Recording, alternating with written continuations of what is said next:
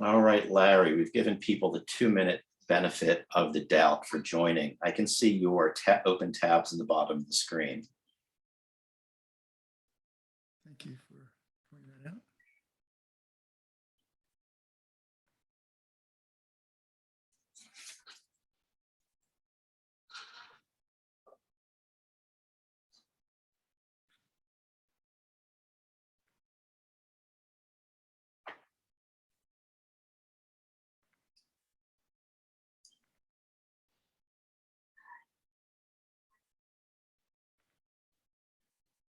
Trying to get rid of them, but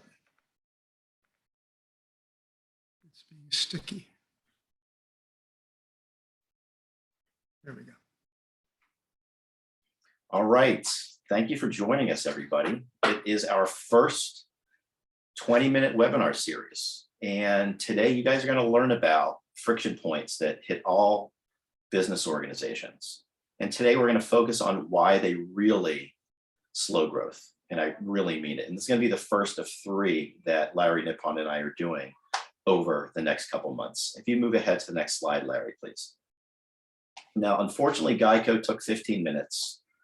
Local news radio in Philly, LA, and New York, say 22 minutes will give you the world. But with the 22 minutes you guys are offering us, we're going to give you great insight to these friction points and help you within your businesses and affiliated businesses eliminate them in ways that you never thought possible and will allow you to achieve remarkable sales growth.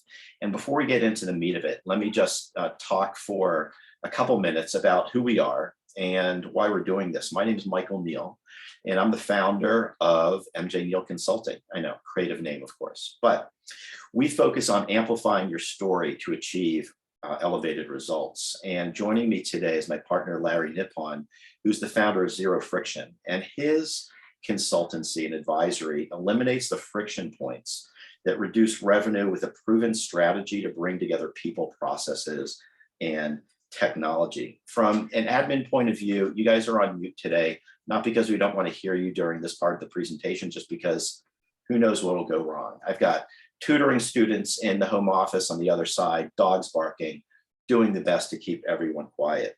And the other good news that you guys will learn is if you stick till the end, you're going to receive a really cool bonus that's going to benefit you and your businesses. So let's talk about friction points. And Larry, if you want to flip ahead, this is a new hashtag that we are launching as a result of this webinar series. And Larry, why don't you tell them a little bit about where it comes from, what it means, and why they may find it valuable? Sure. Thanks, Michael. And again, thanks everybody for joining us. Hope you find it worthwhile. So let's first talk about what is a friction point. A friction point is anything that steals revenue. It is any incorrect element in your business that does not allow the business to achieve the revenue that is actually available to them. So, and that can come from anywhere. It can come from sales tech, best practices, culture. We're gonna stick with the sales tech today. So I want to give you some context about why this focus has evolved. And to do that, I need to take a brief walk back into history. And going back to when I was first introduced to technology, and my first introduction to technology, and this is going to date me a little bit, but it was when IBM launched the PC XT. I bought one, didn't know what I was going to do with it. We were pregnant with our first son. I knew he was going to be doing his homework on it, so I bought it. Figured I'd have to learn how to use it. I was in the apparel industry. We had to price out 5 seasons a year. Each season, we had to price out hundreds of SKUs across 5, 6, 7 different countries.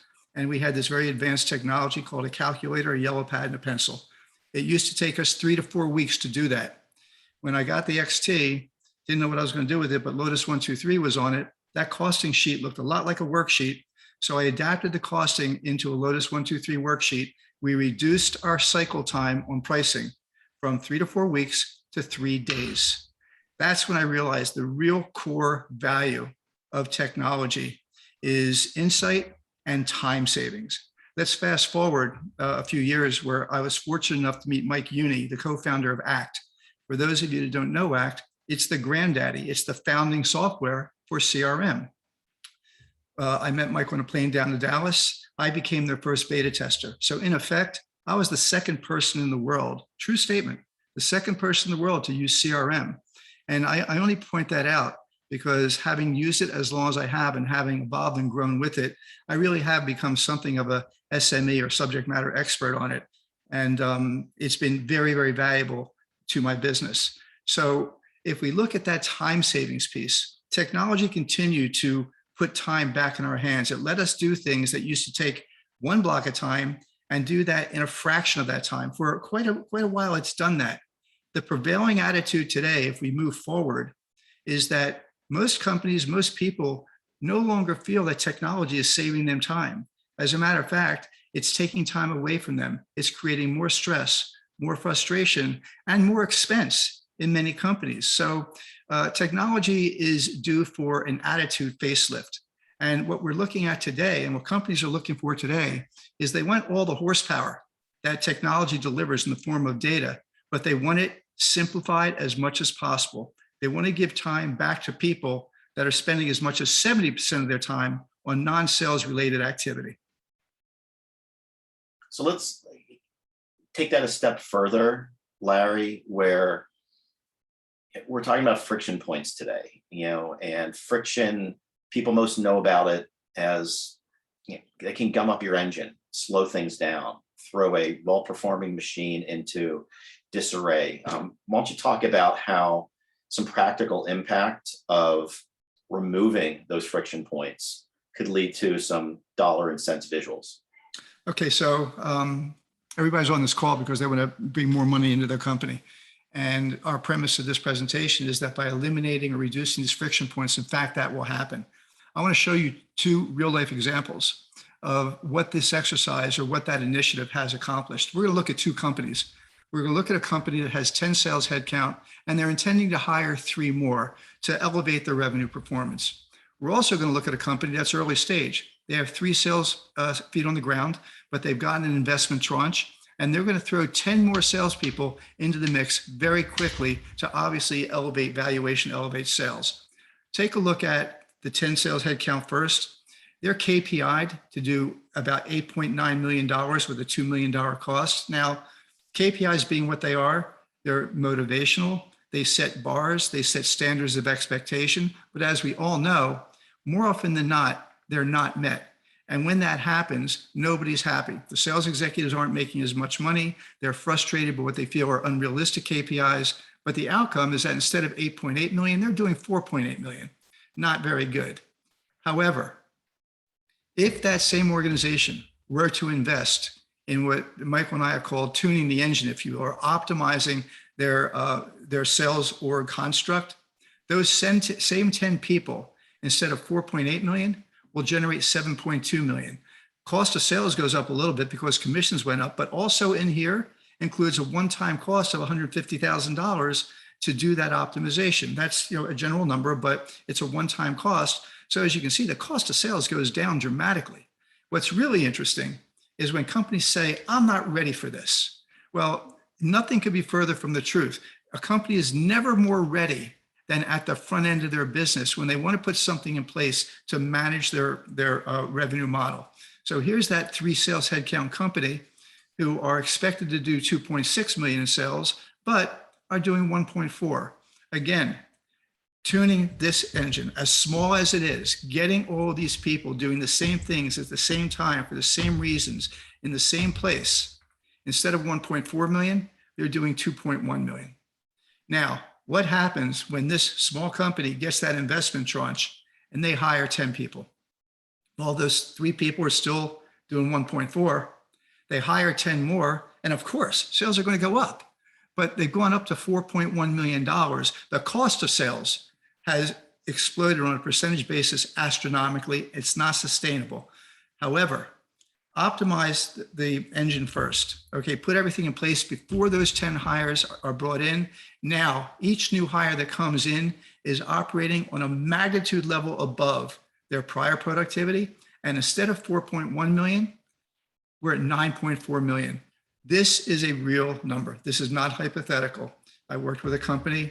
I think one of the people might have joined us that lived through this with us, but we went from $900,000 to $8.7 million in 15 months. And another example is a company that was doing $3 million. The USA was doing 18% of that. In 1 year, implementing this kind of methodology, that part of the company went from 18% to 46% of the business in 1 year. And after that, the whole company globally adopted the methodology. So this works. And these are real dollar and cents examples of the impact it can have on your business. Well, let's move ahead. I'm focusing on our 20-minute time. Right. But what Larry just talked about was tuning the engine. It's eliminating those friction points. And they're found within all aspects of an organization, whether it's sales, marketing, service, operations. But today, we're going to focus just on one aspect within sales. It's the data side of things. And within the data side, there are even 3 segments that are exceptionally deep: creation, culture, and usage. And what we're going to explore today is within the data creation side of things. There are 3 aspects of friction that you're going to learn about. And you're getting some practical examples of what they are and ways to eliminate them. Why don't you move ahead to the next slide for a sec, Larry? Okay, so within data creation, we put that into 3 categories. A lack of automation, talk about in a second. We'll talk about each of these a little more concretely. No established best practices, and sales scaling tech. So these are the 3 areas of friction, of the sources of friction points that we're going to touch on. That little X graphic on the left, you might remember when Salesforce came out and they had that logo with the big line through it that said no more software. Well, this is saying no more Excel. There is an Excel culture in companies, and this is coming primarily from management, and this has to change, where management wants to work with the data in the formats that they're used to. What they don't realize is the opportunity cost that is leaving money on the table when they're asking their users to create these spreadsheets and do all this formatting and everything else. Time that should be spent selling, they're simply spending that time putting the data in a format that management is used to understanding. That has to change, and it has to start at the top. So enough said about that. That's good. So let's talk about automation for a little bit. And for me, this has been really important in my practice and what I've done for my clients within either the sales side or the marketing side. Get them from the aspect of human input error, which leads to all sorts of problems. But Larry, talk more about how lack of automation and manual entry just gums up the works. Okay, so when we look at lack of automation, you'll look at these line items as examples. It's by no means the total list, but it serves its purpose for this meeting. And obviously, we're not going to touch on all of these, but you want to think of all of these as a grain of sand, or 2 grains of sand, or 3 grains of sand going back into that engine. These all create friction. Individually, they each have different levels of impact. But when you bring them all together, the number of man hours and the amount of effort and the distractions and inaccuracies that are eliminated by addressing these come together to have huge impacts on the business. That impact was quantified on that financial slide. We're going to talk about 2. And they sound like little things, but they add up very quickly. And that is double entering of meetings in CRM and calendar. Small little example. People work in Outlook. They work in Gmail, whatever. But they create those meetings, they send those emails, they do all that stuff. But then most companies have their users, because they want to see it in the source of truth, CRM, double entering it. They're doing one action 2 times. They're literally investing 50% more work when they could be investing that time in creating more revenue. Important friction point that's easy to resolve. Manually creating opportunity names. Now, this is a personal favorite of mine, and I implement it in my own stack. And with every client that I work with. The importance here is data integrity, time savings. Again, taking away the P under the mattress on the part of the users. When you automate opportunity names, you can inject a ton of information in just the opportunity name. And that opportunity name will change dynamically because it's drawing on data coming from the fields that contribute to the opportunity name. They don't type a thing. They put 1 character in the field, they save the opportunity, and that name is saved and has a ton of information in it. So literally by running an opportunity name history report and nothing else, you could literally see how an opportunity has moved through its cycles just based on the way its name has changed. That is the gift that you're going to get at the end of this presentation.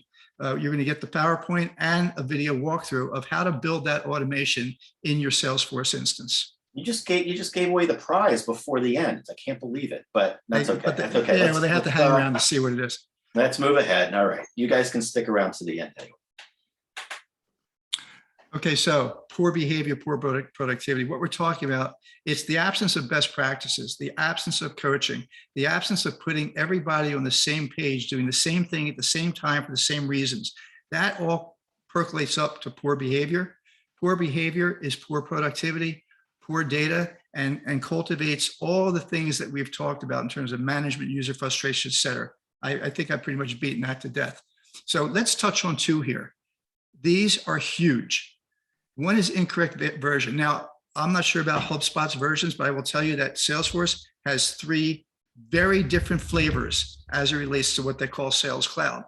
Most of the companies, it's unbelievable, most of the companies are still operating in Classic, Salesforce Classic. Salesforce doesn't even support that version anymore. There's no development going into it, nor has there been any for over a year. They're pushing people over to Salesforce Lightning.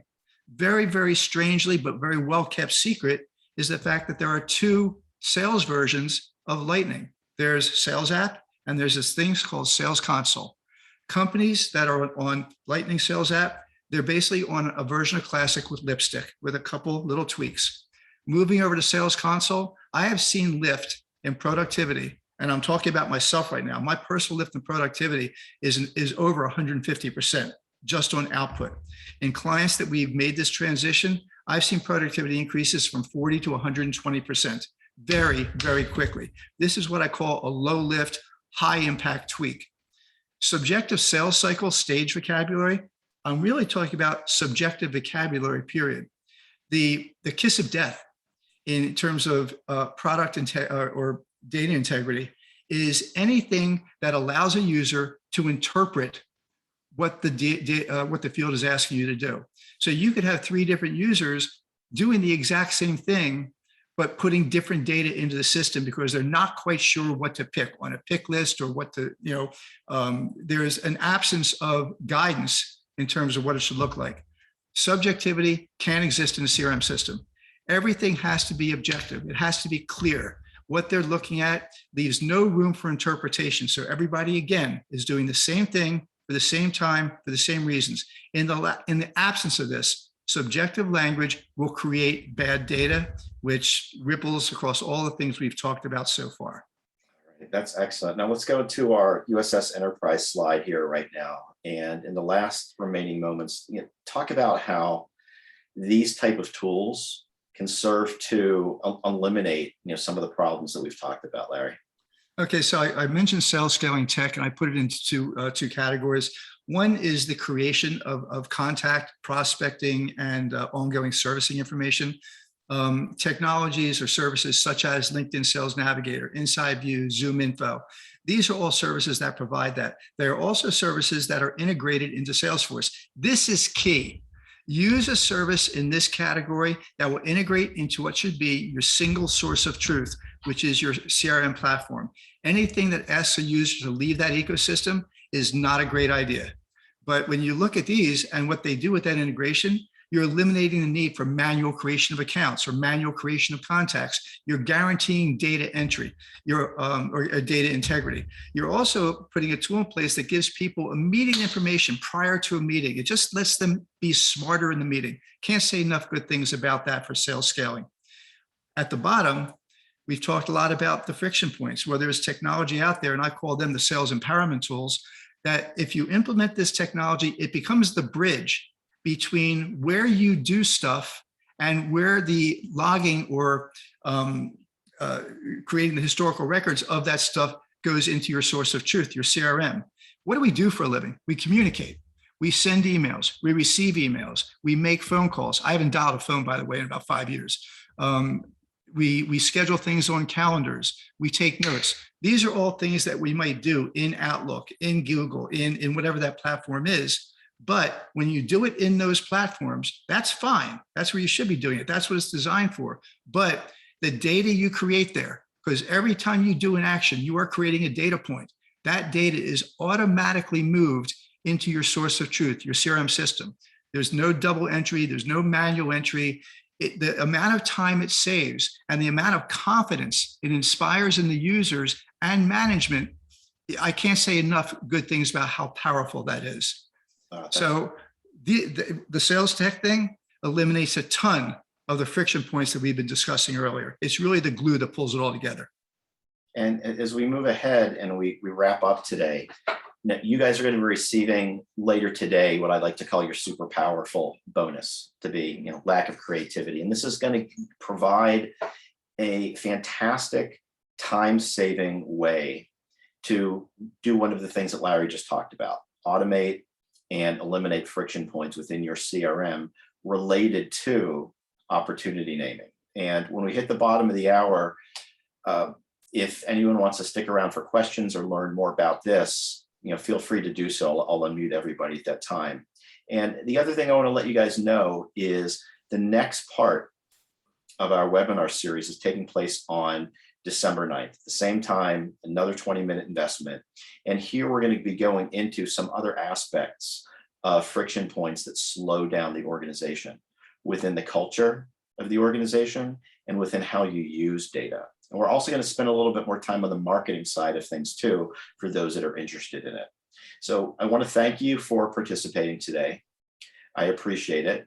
And I'm going to open it up for questions for those that want to stick around at this point. So thank you, everybody. And I just stopped sharing the screen, so everybody's unmuted. My cousin Michael's on. Hi, Michael. Michael, Neil, did you unmute everybody? I did. They can unmute themselves. You guys can unmute yourselves. Hi, Larry. Hi, Michael. How are you feeling? We're a small group. We can talk. I'm feeling good. I actually Good. just came back from getting my shoulders shot up, so we'll see. Oh, nice to see you. You're looking well. Where are you? Florida. Okay. Yeah, you look Floridian right now. There are so many good Michaels on this phone right now. It's crazy. It's Isn't crazy. it? Yeah, that's nuts. So, okay, I think is it just us? Did what's his name drop off? And Andrew dropped, yes. Okay, so it's just us. So, what'd you think? Bertoni, Schuster? Well, I Any was from- checking